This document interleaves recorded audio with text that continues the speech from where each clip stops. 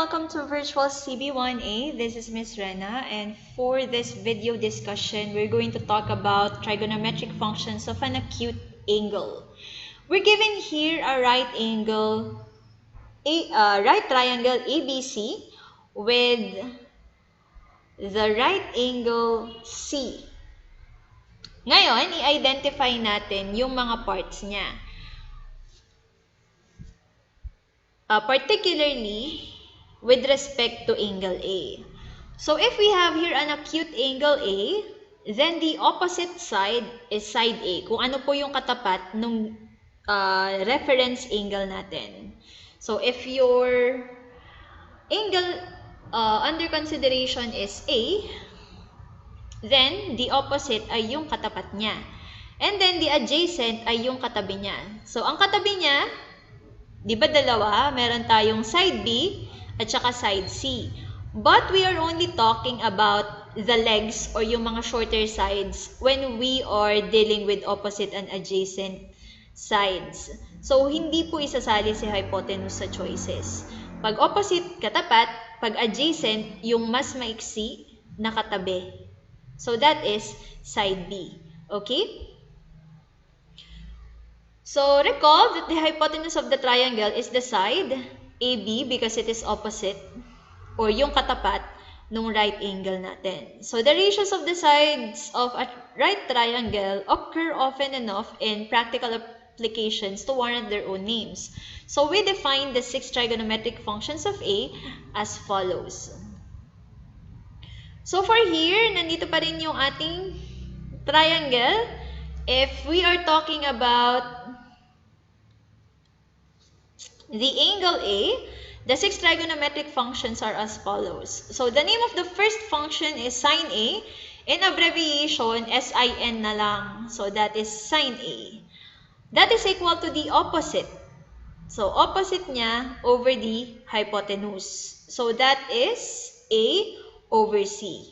Opposite is A, hypotenuse is C. A over C. So, that is the ratio for sine A. Let's go to the ratio for cosine A. This is abbreviated as COSA. So, this is cosine A. Cos A. Next, for cosine A, it is adjacent over the hypotenuse. Therefore, it is B over C. Tangent A is opposite over adjacent. So, katapat niya is A. Adjacent niya is B. So, A over B. Cosecant A, if you will take notice, babaligtarin lang natin si sine A. So, imbis na opposite over hypotenuse, hypotenuse over opposite naman tayo, which is C over A. Secant A, kabaligtaran naman siya ng cosine A. So, we have hypotenuse over adjacent, which is C over B. For cotangent A, kabaligtaran po siya ni tangent. Kung si tangent ay opposite over adjacent, we have here adjacent over opposite. We have B over A. So, I hope that was clear. You should memorize the definition for each of the 6 trigonometric functions. Kasi gagamitin nyo to hanggang sa calculus. So, huwag nyo tong kakalimutan. Katulad nga ng sinabi ko kanina, mapapansin nyo, magkabaligtad lang si cosecant at saka si sine. Tapos si secant at saka si cosine. At si cotangent at saka si tangent. So, we will usually use the abbreviated names of the functions. Notice from table 1.2 that the pairs sine A and cosecant A and secant A, and tangent A and cotangent A are reciprocal. So, you can also write them as follows. So, 1 over sine A for cosecant A, and sine A is 1 over cosecant A. So, that is 1 over its reciprocal. Okay? Now, let's go to the example. So, you have to find the 6 trigonometric function values of A. So, let's mark angle A. Ayan. So, lista natin dito, we have sine A. Si sine A ay opposite over hypotenuse. So, ano ang opposite ni A? So, lagay natin dito yung mga parts niya. Ang opposite ni A. So, i-clear lang natin dito ha. Angle A. Opposite is 3. Adjacent is 4. Hypotenuse is 5. So, this is with respect to angle A. The opposite is 3. The hypotenuse is 5. Let's go to cosine. Cosine A is adjacent over the hypotenuse. So, adjacent over the hypotenuse is 4 over 5. Now, let's go to tangent. Tangent is, eto may trick ako na ibibigay sa inyo. Pag medyo nalilito kayo sa kanya, di ba si sine laging opposite over hypotenuse? Si cosine laging adjacent over hypotenuse. Pagdating kay tangent, it is sine over cosine lang. So, you are going to have opposite over adjacent. Tanggal lang sa hypotenuse. Magiging sine over cosine siya, opposite over adjacent. We're going to tackle that in the latter chapters.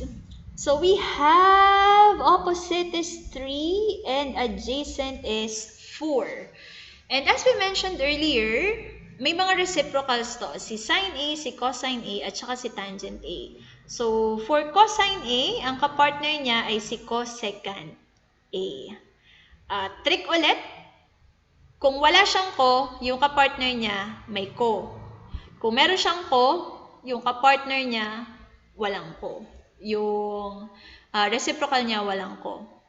So, ito may ko na siya kasi cosine. So, ang kapartner niya ay secant na lang. Ang reciprocal niya ay secant na lang. Tapos si tangent, wala siyang ko. So, ang reciprocal niya ay may ko, cotangent. So, si sine A ay walang ko. Reciprocal niya may ko, cosecant. Si cosine ay may ko. Ang reciprocal niya, walang ko. Secant lang. Tangent A, walang ko. Reciprocal niya, may ko. Cotangent. And, babaligtarin lang natin itong mga to. Kasi nga, reciprocal sila. Kung ito ay opposite over hypotenuse, we have here hypotenuse over opposite. Ito naman ay adjacent over hypotenuse. So, ito ay hypotenuse over adjacent. At ito naman ay opposite over adjacent. Baligtarin natin, we have adjacent over opposite. Now, let's substitute the values. Yung may cheat sheet tayo nilagay dito eh. Hypotenuse is 5, opposite is 3. Hypotenuse is 5, adjacent is 4. Adjacent is 4, opposite is 3. And there you have it. These are the 6 trigonometric function values of A. Let's go to the next page. We are going to focus on B. So, with respect to angle B naman tayo. Lagay ko dito, angle B. So, si angle B ay may opposite na 4. Meron siyang adjacent na katabi niya na 3. At ang hypotenuse ng buong triangle ay 5. So, balikan natin yung 6 trigonometric function values natin. We have sine. Of course, iba na yung angle natin. So, B na. Next, we have cosine. And then, tangent. And then, the reciprocals, cosecant B, secant B, and cotangent B. Now, let's write the ratios. Sine, again, it is opposite over the hypotenuse. Cosine is adjacent over hypotenuse. And finally, for opposite over adjacent, you will have the tangent. Next, baliktarin lang natin sila for cosecant, secant, and cotangent. For cosecant, we have hypotenuse over opposite. For secant, we have hypotenuse over adjacent. And finally, we have adjacent over opposite.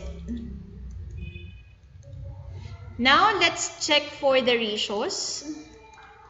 Opposite is 4, adjacent is 3, hypotenuse is 5. Opposite is 4, hypotenuse is 5. Adjacent is 3, hypotenuse is 5. Opposite is 4, adjacent is 3. Hypotenuse is 5, opposite is 4. Adjacent is 3, hypotenuse is 5, adjacent is 3, and finally we have adjacent, which is 3, and hypotenuse, which is 5. So these are the 6 trigonometric function values of the angle B. So thank you for listening, and we are going to proceed to our next lesson, so wait for the next video. Thank you and bye!